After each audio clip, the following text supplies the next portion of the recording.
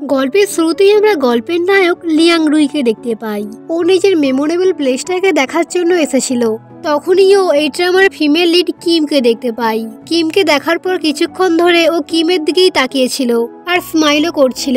এইদিকে আমরা কিমকে দেখি, ও সেখানে দাঁড়িয়ে কয়েক বছর আগের কথা মনে করছিল আর ওর মুখ দেখে বোঝা যাচ্ছিল যে ও অনেক ইমোশনাল। তারপর আমাদের কয়েক বছর আগের সিন দেখানো হয়, যেখানে কিম আর লিয়াং রুই ক্লাসমেট ছিল এবং ভালো বন্ধুও ছিল।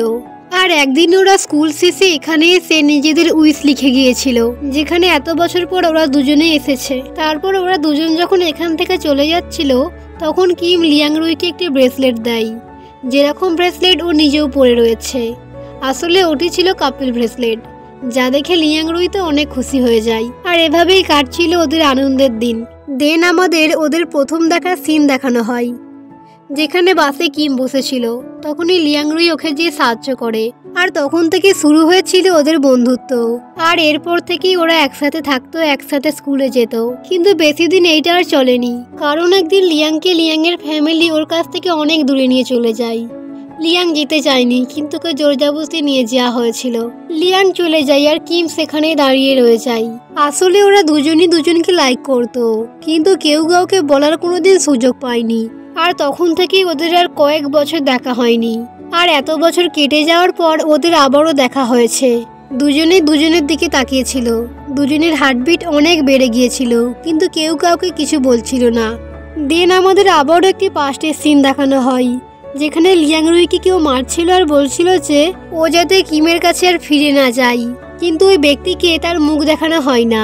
আর এরপর থেকে লিয়াং রুই কিমের আশেপাশে ঘুরলেও কিমের সামনে যেত না। ও সবসময় কিমকে দূর থেকে দেখেই চলে যেত, কারণ ওর কাছে আর সাহস ছিল না কিমের কাছে ফিরে যাওয়ার, কারণ ওর লাইফটা এখন অনেক বদলে গিয়েছে।